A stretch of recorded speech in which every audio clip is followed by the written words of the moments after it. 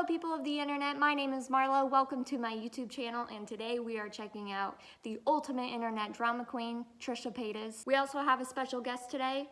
It's my cat. Her name is Bella. She is sitting in the background today and I don't feel like moving her. Welcome, Bella. As we all know, Trisha Paytas has been on YouTube for a long time. She has used this platform to showcase her wonderful singing skills. I'm on the deep end, what does I dive in? I'll never meet the ground. Eat lots of food.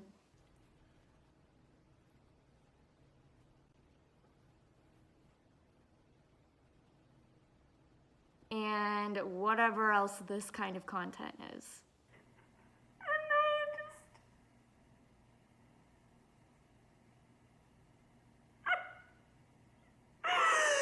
A lot of people speculate about why Trisha Paytas gets into the controversies that she does dive into, and man, she goes hard. Her latest controversies that have offended thousands of people have been her trans video and her video over DID, or dissociative identity disorder. Today, I think I have discovered why she does this, what motivates her to make these videos, and what we can do as viewers to try and guard ourselves from this kind of content. I'm not Dr. Phil. I'm not certified to pass out any L's or F's or whatever other letters people use these days. But I'm on YouTube right now, so it's practically the same thing anyway. Trisha Paytas says it best in this video. You're on YouTube. Guess what?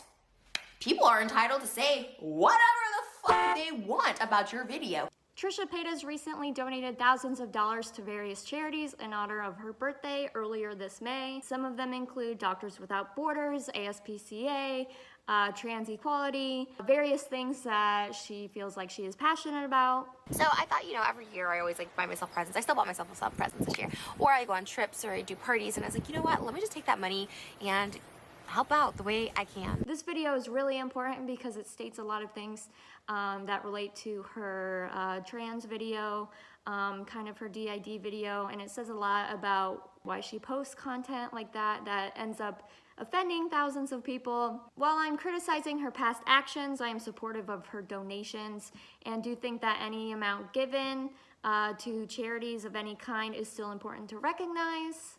She says the purpose of donating this money to charities is to raise awareness, but my overall problem with this is that she tried raising awareness for DID, but ended up offending thousands of people and even trashing YouTubers that spend their lives spreading awareness correctly on mental illnesses such as DID. She also states the older she gets, the more she wants to give in donations to organizations. I definitely disagree with her statement in this. I think it's more about the controversy she gets to and how she wants to deal with it. The more controversy, the more donations she wants to give out because it makes herself feel better. I really do get what I want as far as monetary goes, like spending stuff. I can get a purse, I can go get glasses, I can go get an outfit, and I'm really truly grateful for that. So I don't really need anything. So the older you get, the more you just want to give.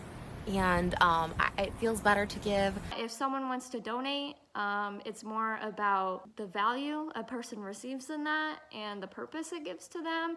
I don't think that age is a correlation with the amount you donate. I give thanks, I give prayers, I give love wherever I can. I know a lot of people think that I try to be offensive, and I really don't. And I'm not going to reiterate it, I'm not going to harp on it this video, but I'm a lost girl. I agree with her statement. I truly don't think she tries to be offensive, but I think this is only because she lacks the empathy that is required to understand how her words affect people, especially when it comes to her DID video. Well, actually both videos, her trans and DID video. She states things that are just not true and just don't go along with the mental illness or being a member of the trans community.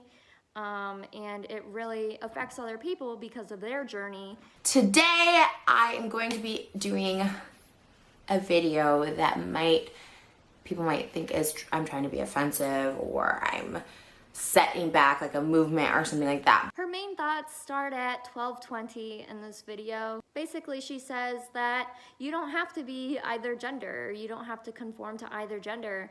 And she's right. She's completely right in that aspect. You really don't have to. I think she just doesn't understand that you can be who you are and you don't have to label it. You can wear what you want and you don't have to label it. Her confusion is over just what gender identity is. You don't have to have a label for every aspect of your life. Moving on to her latest controversy pertaining to the mental illness community, specifically DID community. Her video first explains her struggles in life with mental illness and just needing to relate it to a label in general. So many people ask, do you have a disorder? Are you diagnosed with something? Are you bipolar? Are you schizo? And I'm like, honestly, I've never been diagnosed with anything. This is actually something that is real in the mental health community. People with mental illness really feel invalidated if they don't have a label. Personally, from my own experiences, it's hard to, speak with a doctor or speak with a counselor about what you're feeling when you can't put a label on it. And it's hard to talk to other people about what you're feeling because you don't have a label on it. And it feels like you're not a part of the community because you're lacking a label or a diagnosis or a name to how you feel. This is a real issue today, but her problem is that she's taking everything she feels and is trying to stuff it into one label and one diagnosis that she really doesn't know anything about. And it's something that is more complex than just having other voices in your head. The closest thing that I have self-diagnosed myself, I guess, is multiple personality disorder or dissociative identity disorder, or both, because there's some differences, there's some similarities, and some people just think they're like all same or all completely different from. Girl, what? I would also like to touch on the time she calls dissociated on YouTube crazy, or she says she's sounding like she's crazy. Because when I watch other people talk about it, I'm like, they're crazy. Like, I watched the Anthony Padilla one, and there's a girl, dissociated or something, I think his name, she's British, and like, I watched it and I was like, oh, like, she seems crazy. But something that I find offensive that people say to people with a mental illness is that they're sick. When I was really struggling my first year of college, we were talking about depression in one of my classes, and another student referred to those people as sick. And it was when I was really struggling and feeling really bad about myself. I was first seeing a therapist at college, and I found that the word sick made me feel awful as a person. I felt that the word sick meant there's something really wrong with me. And it's so not true. And that also associates with the word crazy, that there's something wrong with you. And there's not. There's something wrong with the trauma you faced. There's something wrong with the people who caused you heartache in this world, but there's nothing wrong with a person with a mental illness. Huh? What? Oh. Okay. Her main problem in life right now, she's sticking herself in various communities without having the knowledge of what it's really like to be a member. I think the most important thing to understand is that she has good intentions. She has struggled in her life, but she's not using her platform in a responsible way that showcases what she's gone through. Instead of really showing her background and her history, she really tries to diagnose herself with a label that doesn't actually stick to her. She also clearly does not understand patriarchy, doesn't feel good enough as a woman. She feels insecure. She feels like she has to be a man in order to be recognized and respected. I've just always thought my life would be easier if I had that part. That if I asserted myself, I wouldn't be a bitch, but I would be like a man. And that's how I always think. When I talk to people, I think of myself as being assertive, and I think of myself as masculine energy. But because I'm a female and I was born with female parts, people think, oh, she's a bitch. This is real. This is something real in patriarchy that a lot of women still face.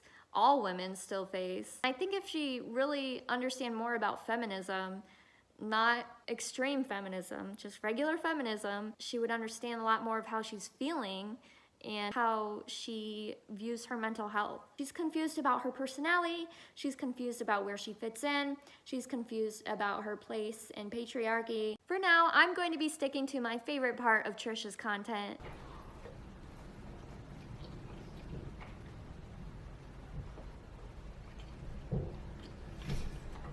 That's all I have for today's video, guys. If you enjoyed it, hit me with a like and a subscribe. Leave me a comment about how you feel about today's topic, if I missed anything, or whatever else you guys want to see from me. If this goes well, I'll set up some social media or whatever else I need to do. But yeah, thank you guys for watching, and I'll see you on the next one. Bye, guys.